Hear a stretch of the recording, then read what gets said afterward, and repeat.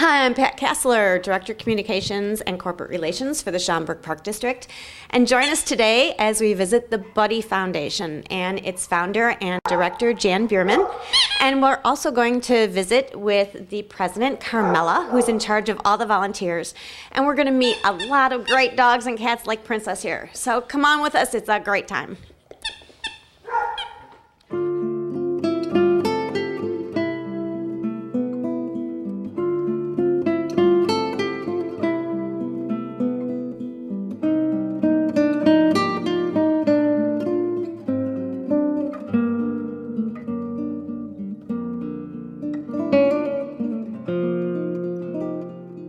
And live from the cat room at the Buddy Foundation, we're here with Jan Bierman, the founder and director of the Buddy Foundation, and with Carmella Lowth, the president, and welcome to the Go Show. Thank you very much. We're pleased to have you here. Yeah, we're thrilled to have you here. And this is one of our kitten rooms, and this is the shelter we've built after being in existence now for about 15 years. We've been saving lives and saving money for 15 years, and we finally built this shelter. We are a not-for-profit organization.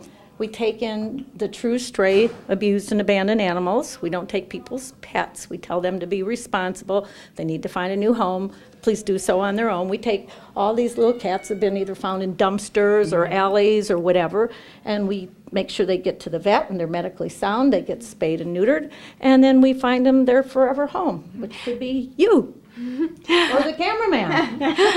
How did the Buddy Foundation get started?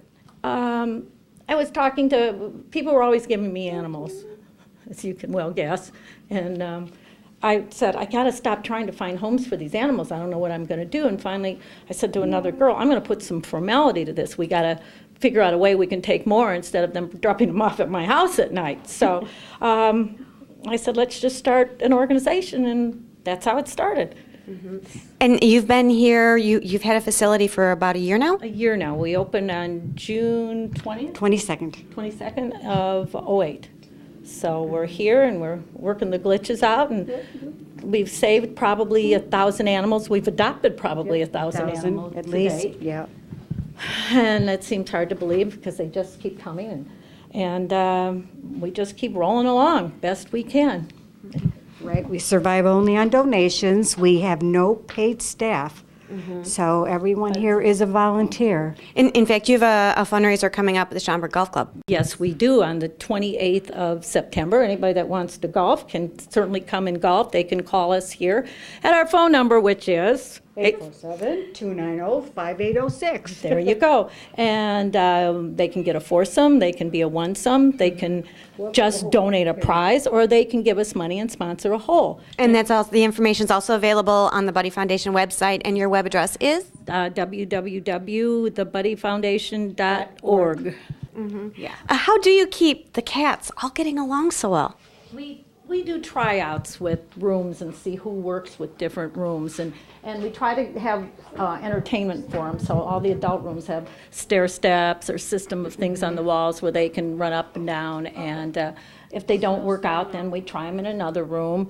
And sometimes they don't like other cats at all, and unfortunately those cats have to live in, I'll show you where our cat condos are, until they get adopted. And we let them exercise at night and run around in areas that are restricted so that they get a little more exercise. So this isn't just a playroom, this is where the cats live? This is where the cats live until they can live in their forever home. So, which, as I mentioned, there's many up for adoption. How many cats do you have right now? We probably have about 110. So there's lots of cats, that includes the kittens, so there's lots of them looking for good homes. So. And you are what's called now a no-kill shelter. No-kill shelter. No, we euthanize nothing. I mean, and, we've lost a few that have died on the table, but which we have their ashes in the other room. Yes, so. Do you have vets who volunteer their time here? No. But we have a vet tech who does, and we use vets all over, and they do give us reduced rates. But we've had a couple vets that volunteer their time, but most of them don't. But we have a wonderful vet tech that I'm going to introduce you to, and we have a wonderful dog trainer that volunteers time that's here, and I'm going to introduce you to him. So you're just going to have so much fun today.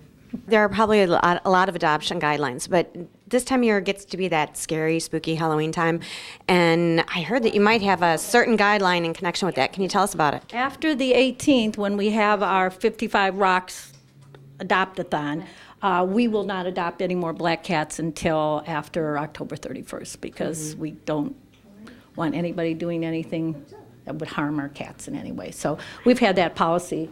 We've had that policy since we've started, yes. Are you seeing an increase in the number of animals you have coming in right now? Yeah, the economy is, we don't take pets, but we do take them if somebody just really is hard-strapped and they've tried on their own to place them. Otherwise, We've even given food to people that say they can't afford it because it's too expensive. We have provided food for them that hopefully they can keep their animal.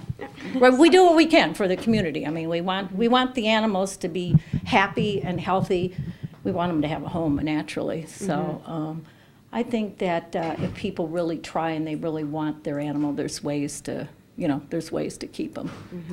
How much interaction do the cats get on a daily basis with people? Oh, all day long we have volunteers playing with them and working with them, and we have a couple people. We have a shelter enrichment program now where they've assigned one person to each cat that isn't real friendly yet with people, and they work with them so that eventually they can be adopted, if they're quasi-feral, and then they can become adoptable and work their way into a room. And we have one assigned to each room and one assigned to each cat. So that seems to be helping a lot. So you do a lot of socialization with the animals? We try. And Jan, are these what you refer to as your cat condos? Yes, these are our cat condos, and if you notice, they all have little holes so they can go to the other spaces, so they aren't just confined to one room. Sometimes we give them 3 spaces depending on how much room we feel they need and how much room we have. And these are the ones that don't necessarily get along with other cats or need to be by themselves for a while to chill out or cool out. And then eventually they go from here into one of the rooms. So, Jan, you've obviously always been an animal lover. Yes. And how do you keep from taking them all home? well, if they work their way into the office, then they go either to Carmella's home or my home. So I have to stop putting them in the office. That's the key. I'm kind of maxed out on animals. Do volunteers also take animals home with them? To adopt? No, as a social, fostering or... They take the kittens and the ones that need special needs. So they've taken sick ones home, they've taken special need ones home, they've taken kittens home, they've taken mothers home that have just had babies or are about to have babies.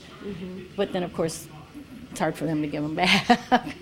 And Amore came from, Amore was dumped outside too. So people, see, there is an increase in people just leaving their animals. Right, not even taking any responsibility for him.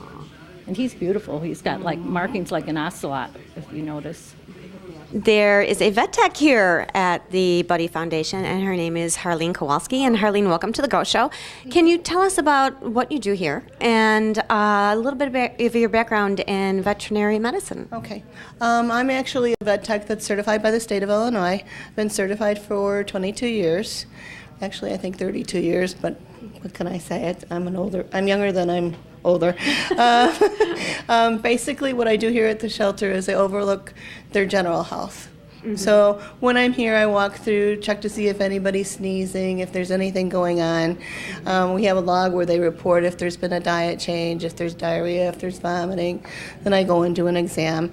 It's my responsibility that if they need to be seen by a veterinarian, then I send them to a veterinarian. And you do cats and dogs? Both the cats and the dog side, correct. How long have you volunteered here? I have been with the Buddy organization before its inception. Jan and I have been friends for over 30 years. And she had this idea about maybe 16, 17 years ago. So we started doing this, just the two of us, way back then when I was working at Rand Road Animal Hospital. And then she said, let's build a building. Well, we finally did it.